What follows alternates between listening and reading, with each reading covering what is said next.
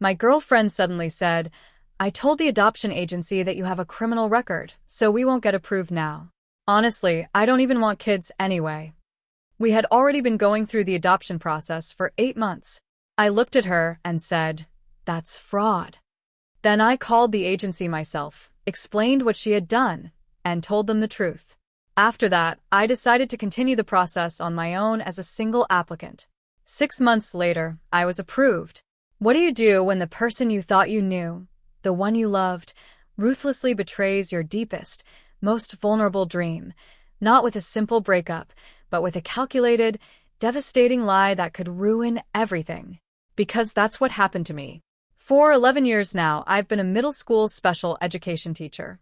I work with the kids who've been left behind, the ones with learning disabilities, behavioral challenges, emotional disorders, the kids the system has pretty much given up on by the time they hit my classroom. I make $56,000 a year. It's not a lot, especially when you're trying to adopt a child, but I knew that going in. I'd researched every number, every timeline, every single hoop I'd need to jump through since I was 28 years old. And I want to tell you why. Not because I owe anyone my backstory, but because it's the heart of this entire mess. I grew up in foster care myself. I entered the system at 7, bounced between 4 different homes before. At 11, I finally landed with a family who actually wanted me. They never adopted me, they were older, already had grown kids, and the legal process just felt too overwhelming for them. But they kept me. They kept me until I aged out at 18. They came to my high school graduation, my college graduation. They still call me on my birthday. They're good people. But I was never legally anyone's kid. I aged out of the system carrying a garbage bag full of clothes, a GED study guide, and a bone-deep understanding of what it feels like to be a child nobody chose. That's why I teach the kids I teach. And that's why I was so desperate to adopt. My girlfriend and I had been together for 2.5 years when we started the adoption process. She's a paralegal at a family law firm, sharp, organized, good with paperwork, which, honestly, was a godsend in the early stages because there is so much paperwork. When we first talked about kids, early in our relationship, she said she was open to it. I took her at her word. I told her about my adoption plans, how non-negotiable it was for me, how I needed a partner who was truly, genuinely on board. She said she was. She told me she admired what I was doing. She even said she couldn't imagine a better father. And I want to believe she meant it at the time. I really do. Because the alternative, that she lied about wanting kids for 2.5 years, is something I still can't fully process. We started the adoption process 8 months before everything just exploded. We were doing a domestic infant adoption through a licensed private agency. I was the primary applicant, with her listed as my partner and co-parent. We did the home study together, the interviews. We completed around 30 hours of training, parenting education, attachment theory, trauma-informed care. We filled out financial disclosures, health assessments, personal references. We both gave our fingerprints for background checks. The agency told us up front that the process is slow. Once approved, the wait for a match could be 6 months to 2 years, but the approval itself takes 4 to 6 months. We were right on track. Then, 8 months in, just 3 weeks before our approval decision was expected, she told me what she'd done. It was a Tuesday evening. She'd been distant for a couple of weeks, quieter than usual, always on her phone, less interested in talking about adoption stuff. I noticed, of course, but I chalked it up to stress. The process is stressful. I wasn't going to push her.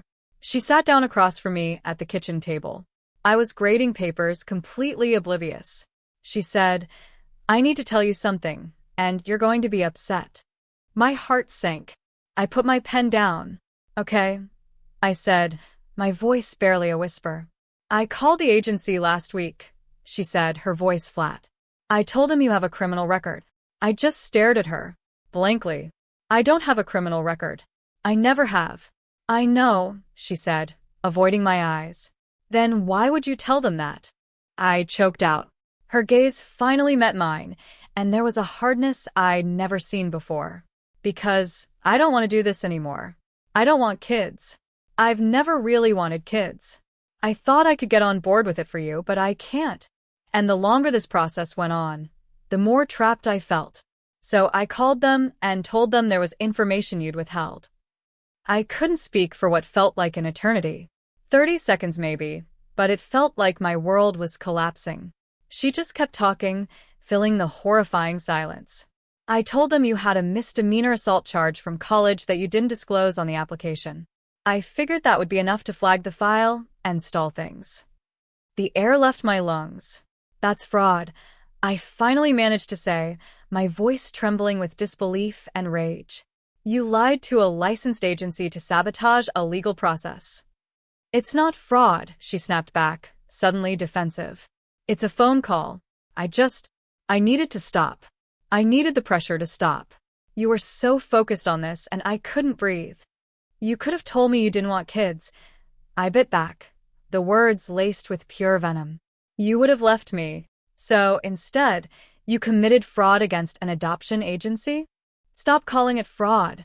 I made a phone call. I looked at this woman, this person I'd shared 2.5 years of my life with. The woman who'd sat through 30 hours of training about how to care for traumatized children. The woman who'd held my hand during the home study when the social worker asked about my own foster care experience. The woman who'd watched me tear up describing what it felt like to be an unchosen kid and had said, "You're going to be an amazing dad." And she called the agency and lied to make sure it never happened. That's fraud, I said, standing up, my voice dangerously calm, and I'm going to fix it. What does that mean? She asked, a flicker of fear in her eyes. It means I'm calling the agency in the morning. If you call them, we're done. We're already done. She slept in the guest room that night. I didn't sleep at all. I sat at the kitchen table with a cup of coffee that went cold 3 times, staring at the adoption binder we'd assembled together. 8 months of documents, reference letters, training certificates, our profile book with photos we'd so carefully chosen. 8 months of my life, organized in a 3-ring binder with color-coded tabs. At 8 a.m. sharp, I called the agency. 3 weeks later, that phone call with the agency was one of the hardest conversations I've ever had. And trust me, I've had conversations with 12-year-olds who've just been removed from their homes, so that's really saying something. I asked to speak with our assigned caseworker. I told her that my partner had contacted the agency and made a false claim about my background. I told her exactly what the claim was, a fabricated misdemeanor assault charge. I told her it was untrue, that I had a clean record, which they already knew because they'd run my background check months ago, and it came back crystal clear. The caseworker was professional, but cautious. She confirmed they had received a call. She wouldn't tell me exactly what was said, but she confirmed that concerning information had been communicated. She said the file had been flagged for review. I asked her what I needed to do to clear it. She said the background check was already on file and clean, but because the allegation had been made by someone listed on the application as a co-parent, they needed to investigate. She said it could delay the approval by several weeks while they reviewed. Then I told her the other part. I told her my girlfriend and I were no longer together.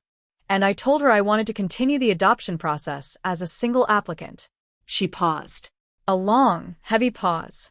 You understand, she said, her voice slow, that changing from a couple application to a single applicant essentially restarts portions of the process. You'll need a new home study, a new financial assessment as a single-income household. Your profile will need to be updated. I understand, I said, my voice unwavering. And you understand that single male applicants face additional scrutiny and longer wait times? I understand. Are you sure you want to proceed? My eyes burned. Ma'am, I grew up in the system. I aged out carrying my belongings in a trash bag. I have wanted to give a child a home since I was 18 years old. Yes, I want to proceed. She was quiet for a moment. Then she said she'd send me the updated paperwork and we'd schedule a new home study. She also said, and this was important, that the false allegation from my ex would be documented in the file, and that the agency took such actions very seriously because false claims can cause real damage to applicants and to the integrity of the process. I asked what very seriously meant. She said the agency would likely file a formal complaint with the state licensing board, since making false statements to a licensed adoption agency can constitute fraud or interference with child placement proceedings.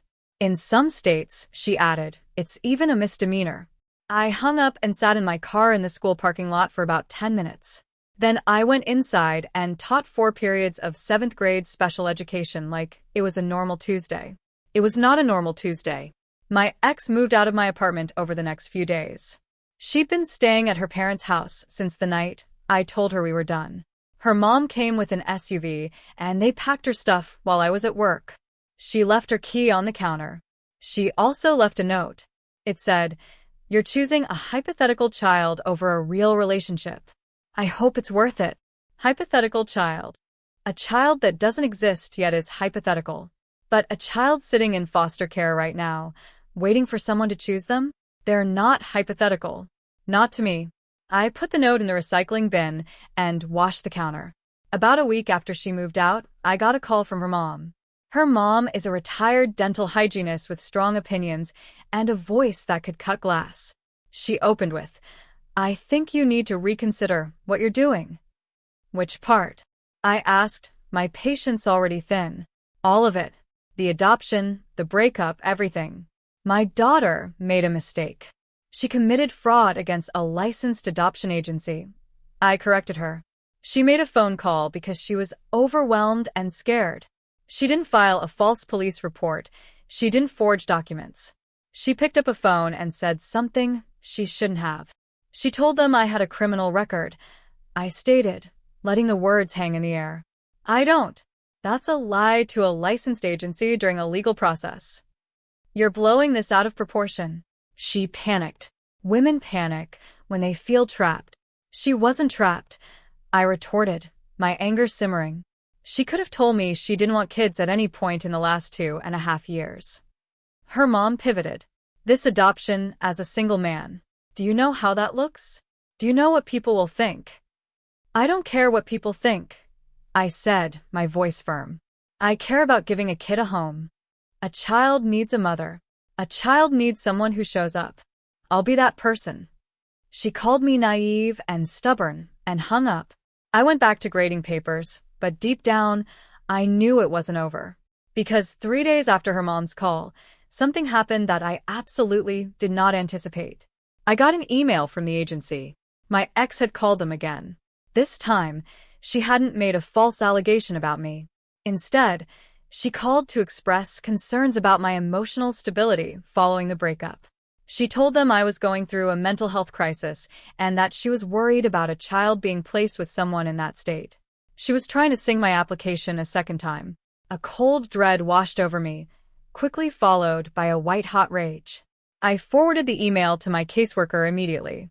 I also called a lawyer, a family law attorney I found through a coworker's recommendation. A $250 consultation fee. I explained the situation. He said 2 things that mattered. First, the repeated false and misleading statements to a licensed agency could potentially support a restraining order or a cease and desist, depending on the specifics. He recommended starting with a cease and desist letter, which he could draft for $400. Second, he said the agency itself might take action against her independently, especially with 2 documented instances of interference. He said agencies protect their process aggressively because their licensure depends on the integrity of their evaluations. I authorized the cease and desist. It was sent to my ex within 5 business days. The letter stated that any further contact with the adoption agency regarding my application would be considered harassment and interference with a legal process, and that further action, including a restraining order and potential civil litigation, would follow. That cost me $650 total, on a $56,000 salary. For a letter telling my ex-girlfriend to stop lying about me to the people deciding whether I get to be a father. I want you to just sit with that for a second. $650 because someone who said she loved me decided that if she couldn't have me, she'd make sure no child could either. 6 months later. I debated writing this update for a while. Not because the story isn't worth finishing. It absolutely is. But because the ending is heavy in a different way than the rest of it. There's no dramatic courtroom scene, no shouting confrontation, no satisfying explosion. It's just life moving forward in the way life does, especially when you refuse to stop pushing. After the cease and desist was sent, my ex stopped contacting the agency. Whether that was because of the letter or because her lawyer, probably from the family law firm she works for, told her to knock it off, I don't know. The result was the same. Bless silence. Finally, the agency moved forward with my application as a single male applicant. New home study.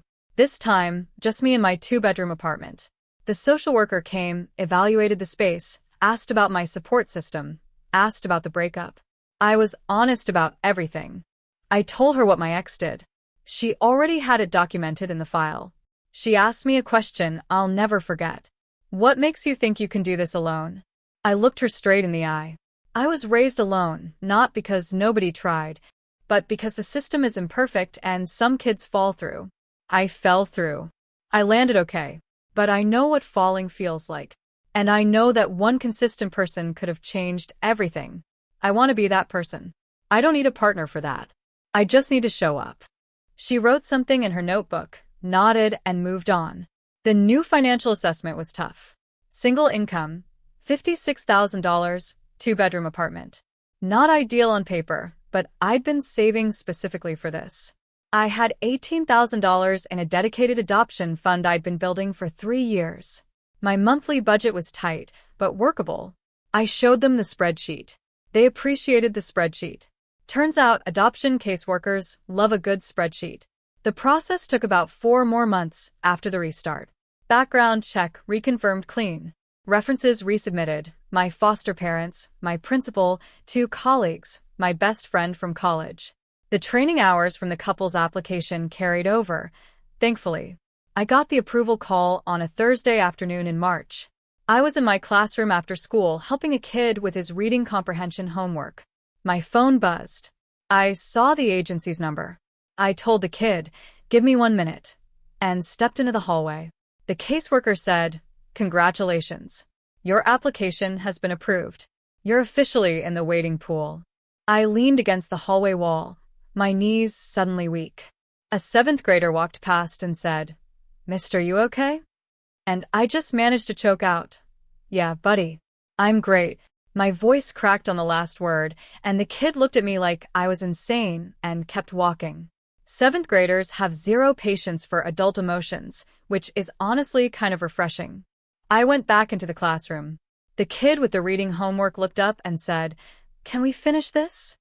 I got to go. I sat down and helped him finish. We worked on main idea versus supporting details. He got 3 out of 4 right. Normal Thursday. Now, let me tell you what happened with my ex during those 6 months, because this is the part the story needs. The cease and desist did its job. She stopped contacting the agency. But about 2 months after the letter, the agency filed its own complaint.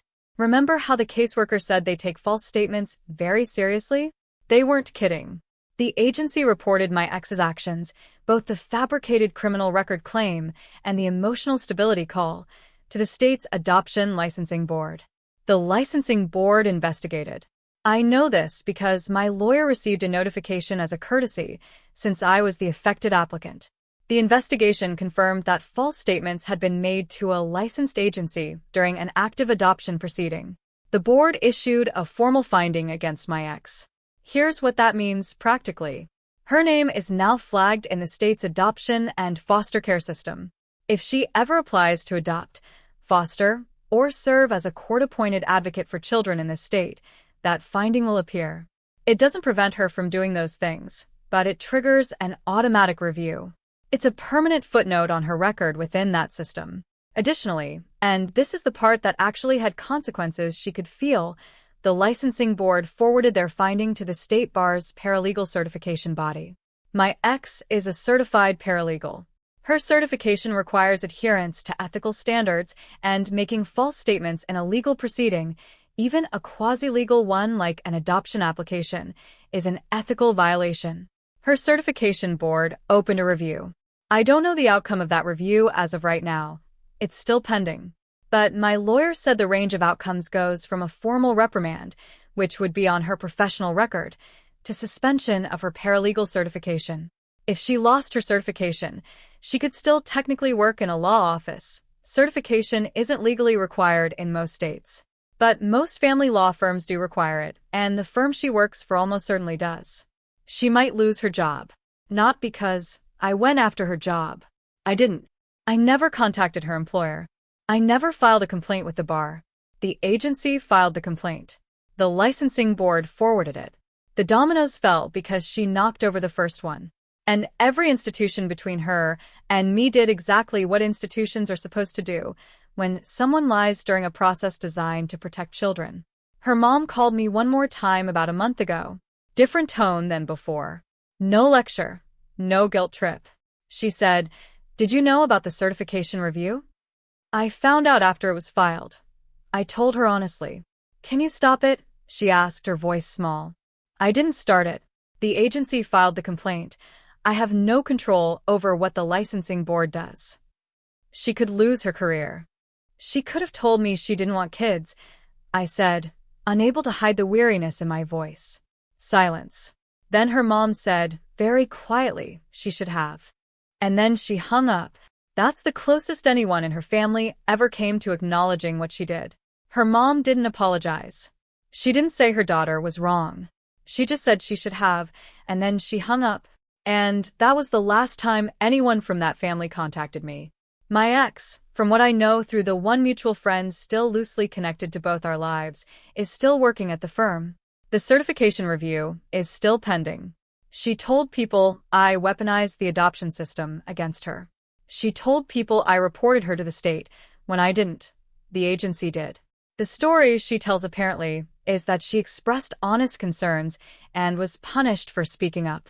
She does not, in any version of her story, mention that she fabricated a criminal record. That part just doesn't exist in her narrative. Convenient how that works. I'm in the waiting pool now. My profile is active. Somewhere in this country there might be a birth mother or a child looking at my profile book, the one I rebuilt from scratch as a single applicant. It has photos of my classroom, my apartment, my foster parents who drove 2 hours for the new home study just to tell the caseworker what kind of person I am. The wait could be months. It could be over a year. Single male applicants wait longer. I know the statistics. I know the reality. I know that some birth mothers will skip my profile entirely because there's no partner in the photos. I've made peace with that. But I'm in the pool. I'm approved. My background check is clean because it's always been clean. My file has a note in it documenting what my ex did, and that note protects me. It shows that someone tried to interfere and failed, which means the agency has evaluated the interference and cleared me anyway. I have a room in my apartment that's empty. 2 bedrooms, remember? The second bedroom has been empty since she moved out. I haven't furnished it yet because I don't know what age the child will be. Could be an infant, could be a 5-year-old, could be an 8-year-old who likes dinosaurs, or a 3-year-old who likes trucks. I don't know yet. So, the room stays empty. And ready. Every morning, I walk past that open door on my way to the kitchen. Every morning, I look at the empty room, and I think about the kid I was at 7, sitting in a social worker's car with a garbage bag, going somewhere new again. And I think, whoever you are, wherever you are, I'm coming. The paperwork's done. The room's ready. I just need you to find me. My ex tried to make sure that room stayed empty. She lied to the people responsible for filling it. And now she's sitting in a certification review because the system worked exactly the way it's supposed to. Slowly, bureaucratically, imperfectly, but correctly. That's it. That's the whole story. I'm a $56,000 a year special ed teacher with a clean record and an empty bedroom, and more patience than any human should reasonably have. And I'm going to be somebody's dad, not because I'm special, but because I refuse to stop. Honestly, what would you have done in my place? Have you ever had to fight this hard for something that felt so right, even when it seemed like everything was against you? Tell me what you think in the comments. I really want to know.